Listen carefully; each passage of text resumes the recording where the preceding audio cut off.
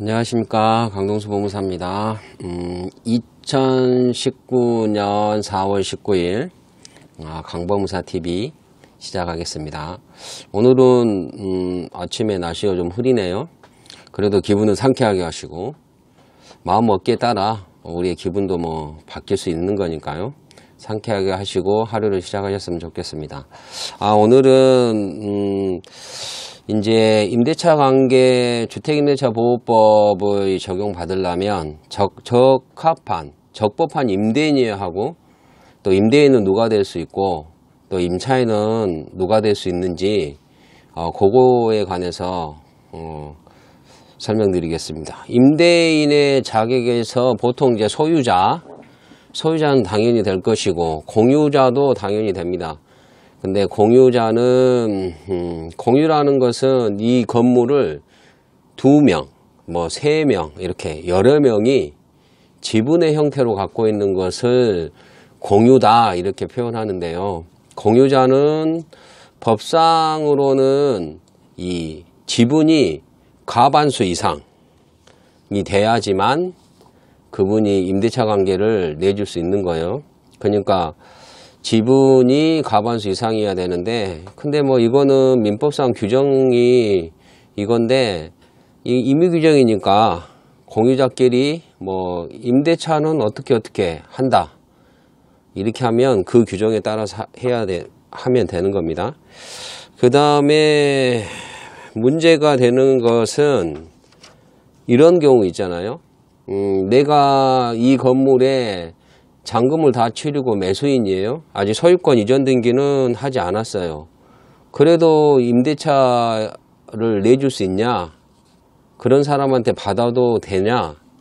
이런 문제인데, 아직 소유권은 취득하지 않았지만 잔금까지 다 치르셨다면 그분도 또한 임대인의 자격이 있다는 것.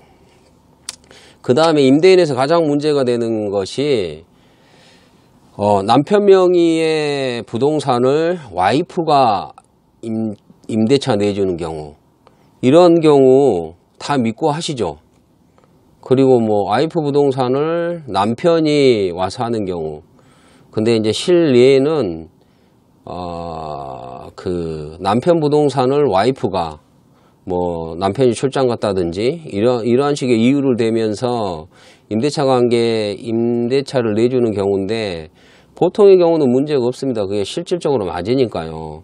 그런데 만약에 남편은 전혀 그런 의사가 없이 와이프가 단독으로 이런 행위를 했을 때는 이게 문제가 돼요. 그리고 이제 그 사이에 관계가 안 좋아서 이혼을 하게 된다.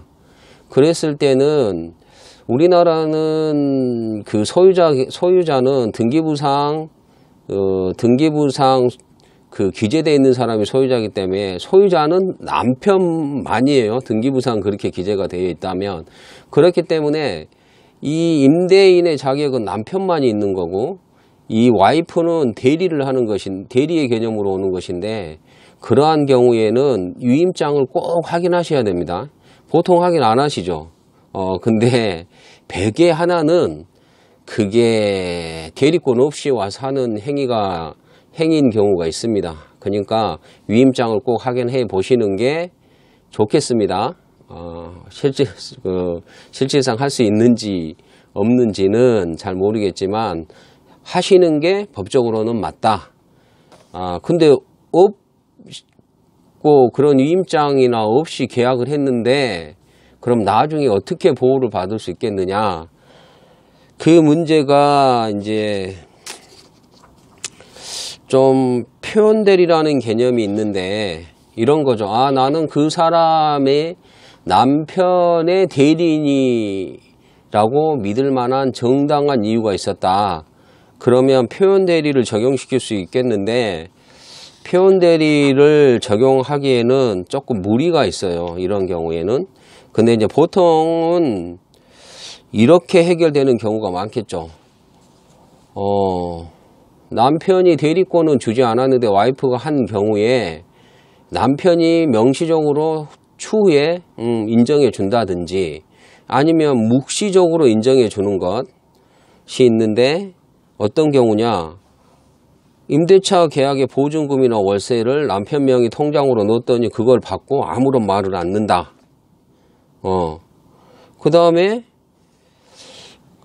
보증금을 요청을 하자 임차인이 본인에게 그 남편에게 반환을 독촉하자 남편이 그 유예를 요청한 것, 이러한 경우는 묵시적으로 추인했다고 볼 수 있습니다. 그래도 주의하십시오. 그 다음에 임차인의 자격에서 요즘은 외국인들 많이 들어오시잖아요. 이제 임대인 입장에서 이런 외국인들한테 내줘도 되나? 이런 생각을 하시는데, 외국인 등록을 할 수가 있고요. 그 다음에 재외동포, 우리나라의 그 재외동표도 많이 들어오는데, 이런 분은 또 거소신고를 할 수 있으니까 이런 분도 임차인의 자격이 있습니다. 그 다음에 그리고 이런 주택임대차보호법이 적용받으려면 일시 사용하기 위한 임대차에는 이 주택을 내가 일시적으로 사용할 거야, 뭐 한 달, 두 달, 이런 데는 적용되지 않습니다. 네, 감사합니다. 내일은 임대차보호법에서 중요한 제3조 대항력에 대해서 설명드리겠습니다. 감사합니다.